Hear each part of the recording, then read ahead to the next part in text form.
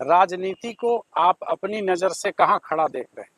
सामाजिक राजनीतिक जीवन में स्वच्छ चरित्र के व्यक्ति का रहना, सरवाइव करना, आगे बढ़ना बहुत कठिन है। असंभव नहीं है, लेकिन कठिन है। और अक्सर मेरे से भी ये लोग सवाल करते हैं, आप गांधी जी को मानते हैं, गांधी जी को फॉलो करते हैं? तो मैं कहता भी हूँ कि भाई हम लोगों की आज के दौर में हमारी इतनी चारित्रिक शुद्धता, इतनी ताकत नहीं है कि मैं ये कह सकूं कि मैं गांधी जी को फॉलो करता हूं। हाँ, ये जरूर है कि प्रयास कर रहे हैं कि जितना हो सके उनके बताए हुए रास्ते, उनके बताए हुए जो तरीके हैं उसको फॉलो करें। तो बिल्कुल कठिन है, और मैं ये दावा नहीं करता हूं कि हम लोगों में कोई कमी नहीं है। बहुत सारी कमियां हैं, सीख रहे हैं, सीखने का प्रयास कर रहे हैं, लेकिन नियत ठीक है।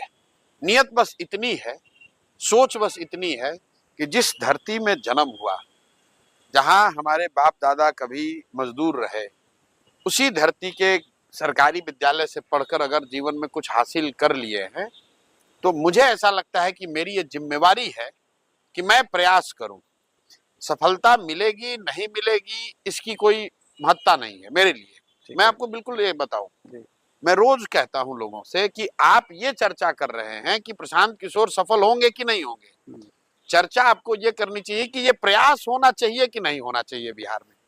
क्योंकि बिहार को सुधारने का जो प्रयास है, वो चाहे आप करें या हम करें, आज हो या 10 वर्ष के बाद, करना तो किसी न किसी बिहार के आदमी को ही पड़ेगा। बिल्कुल।